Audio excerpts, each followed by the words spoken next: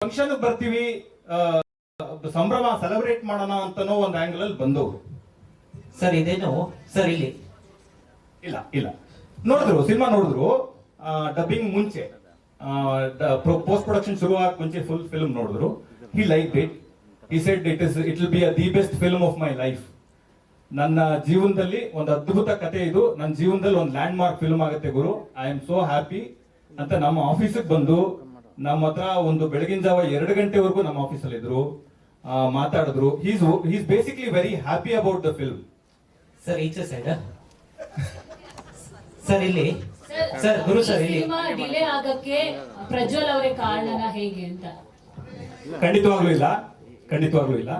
ಯಾಕಂದ್ರೆ ಯಾವತ್ತೋ ಕರಾವಳಿ ಬರ್ಬೇಕಿತ್ತು, ಸಾಕಷ್ಟು ಬಾರಿ ರಿಲೀಸ್ ಡೇಟ್ ಅನೌನ್ಸ್ ಮಾಡ್ತೀನಿ ಅಂತ. ಇಲ್ಲ, ರಿಲೀಸ್ ಡೇಟ್ ನಾವು ಫಸ್ಟ್ ಒಂದೇ ಅನೌನ್ಸ್ ಮಾಡಿದೀವಿ, ಅದೇ ಡೇಟ್ಗೆ ಸ್ಟಿಕ್ ಆನ್ ಆಗ್ತಾ ಇದೀವಿ. ಡಿಲೇ ಆಗೋದಕ್ಕೆ ಖಂಡಿತವಾಗ್ಲೂ ಅವ್ರ ಕಾರಣ ಅಲ್ಲ. ಡಿಲೇ ಆಗೋದಕ್ಕೆ 100 ಕಾರಣ ಇದೆ. ಅದೇನು ಅಂತಂದ್ರೆ, ಒಂದು ಈ ತರದ ಒಂದು ಬ್ಯಾಕ್ ಡ್ರಾಪ್ ಇರೋ ಫಿಲ್ಮ್, ಐ ಆಮ್ ಶೋರ್ ನಿಮ್ಗೆ ಟ್ರೇಲರ್ ನೋಡಿದಾಗ ನಿಮ್ಗೆ ಗೊತ್ತಾಗುತ್ತೆ.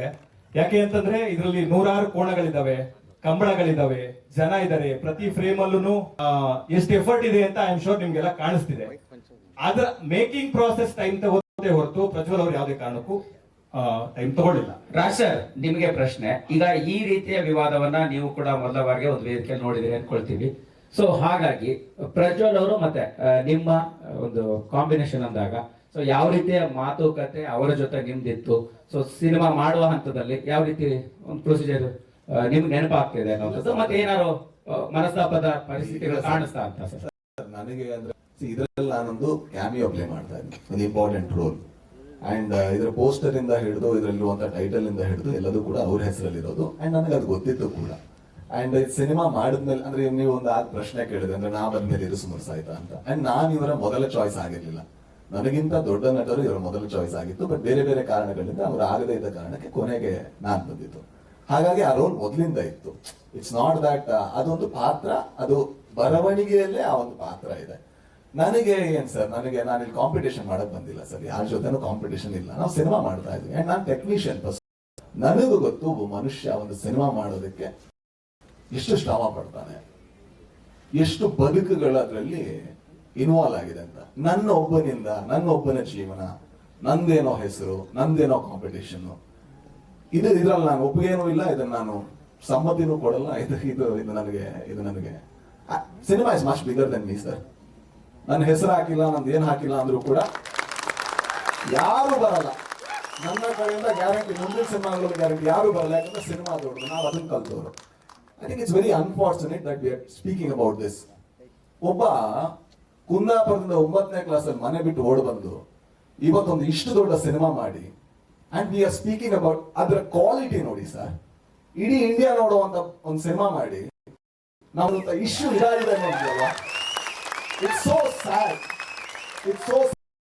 ಅವ್ರ ಹತ್ರ ಅವ್ರೇನಾದ್ರು ಸಿಟ್ಟಿಲ್ಲ ಅಂದ್ರೆ ನಾವು ಒಂದ್ಸಲ ಕುತ್ಕೊಂಡು ಅವ್ರ ಜೊತೆ ಮಾತಾಡಬೇಕು. ಅಂದ್ರೆ ಮನುಷ್ಯ ತರ ಮಾತಾಡಿದ್ರೆ ಮಾತ್ರ, ಮನುಷ್ಯತ್ವ ಇಂಪಾರ್ಟೆಂಟ್. ಹಾಗೆ ಮಾತಾಡಿದ್ರೆ ನಾವು ಮಾತಾಡ್ಬೋದು ಏನೋ. ಯಾಕಂದ್ರೆ so sad, this is so sad. Sir ಏನ್ ಸರ್ ಕಾಂಪಿಟೇಷನ್? ಯಾವ ಕಾಂಪಿಟೇಷನ್ ಹೇಳಿ? ನಮ್ದು ಬಂದ ಸಿನಿಮಾ ಸರ್, ಆ ಹುಡುಗಿ ಮಾಡಿಲ್ವಾ? ಮಿತ್ರ ಸರ್ ಮಾಡಿಲ್ವಾ? ಹೆಂಗ್ ಕಾಣಿಸ್ತಾರೆ ಮಿತ್ರ ಸರ್? ಎಂತ ಒಳ್ಳೆ ಕಲಾವಿದ. ಶ್ರೀಧರ್ ಸರ್ ಮಾಡಿಲ್ವಾ ಸರ್? ಅವ್ರು ಎಷ್ಟು ಜನ ನೋಡಿದ್ದಾರೆ? ಏನ್ ಸರ್ ಅವ್ರಿಗೆ ಎಂತ ದೊಡ್ಡ ಕಲಾವಿದನ ಸರ್? ಅವ್ರದ್ದು ಹೆಸರಿದೆಯಾ ಸರ್ ಪೋಸ್ಟರ್ ಅಲ್ಲಿ? This is so unfortunate sir. This is ತುಂಬಾ ಜನ ಕೇಳ್ತೀವಲ್ವಾ, ಯಾಕೆ ನಮ್ಮ ಇಂಡಸ್ಟ್ರಿ ಉದ್ಧಾರ ಆಗಲ್ಲ ಅಂತ. ಒಂದು ಕಾರಣ ಇದು ಕೂಡ. ಯಾಕಂದ್ರೆ ನಾವು ಕೊಲಾಬರೇಷನ್ ಇಲ್ಲ ಸರ್. ನನಗೆ ಈ ಸಿನಿಮಾದಲ್ಲಿ ಪ್ರಜ್ವಲ್ ದೇವರಾಜ್ಗೆ ದೊಡ್ಡ ಹೆಸರು ಬಂದ್ರೆ ನಾನು ಬಹಳ ಖುಷಿ ಸರ್. ಕನ್ನಡಕ್ಕೆ ಇನ್ನೊಬ್ಬ ನಟ, ಮತ್ತೊಬ್ಬ ಇನ್ನೂ ದೊಡ್ಡ ಸ್ಟಾರ್ ಆಗಿ ಬೆಳೆದ. ಮಿತ್ರ ಸರ್ಗೆ ಏನಾದ್ರು ಹೆಸರು ಬಂದ್ರೆ I am so proud, I am so happy. ಯಾಕಂದ್ರೆ ಆ ಕಲಾವಿದ ಡಿಸರ್ವ್ ಮಾಡ್ತಾನೆ. ಅವರಂತ ಕಿತ್ಕೊಂಡು ನಾನು ಏನ್ ಸರ್ಗೆ ಸರ್? ನನಗೆ ಈ ಸಿನಿಮಾದಲ್ಲಾಗ್ಲಿ ಮುಂದೇನೋ ಹಿಂದೇನೋ ಮಾಡಿದ್ದೀನಿ. ನಾನು ಖಳನಾಯಕನಾಗೂ ಮಾಡಿದ್ದೀನಿ. ಅಲ್ಲೆಲ್ಲೂ ಕೂಡ ನನಗೆ ಕಟೌಟ್ ಹಾಕಿ ಅಂತ ಹೇಳಿಲ್ಲ. ಅಥವಾ ನಾನು ಸೂಪರ್ಸು ಅಲ್ಲಿ ಕಾಮಿಡಿ ಆಗು ಮಾಡಿದ್ದೀನಿ. ಅಲ್ಲೆಲ್ಲೂ ಕೂಡ ನನ್ನ ಹೆಸರು ಪೋಸ್ಟರ್ ಬನ್ನಿ ಅಂತ ನಾನು ಕೇಳಿಲ್ಲ. ನನ್ನ ಜೀವನದಲ್ಲಿ ನಾನು ಅದನ್ನ ಮಾಡಲ್ಲ. ಮಾಡಿದ್ರೆ ಅವತ್ತು ನಾನು ಇಂಡಸ್ಟ್ರಿ ಬಿಡಬೇಕು ಅಂತ ನಾನು ಭಾವಿಸ್ತೀನಿ ಸರ್.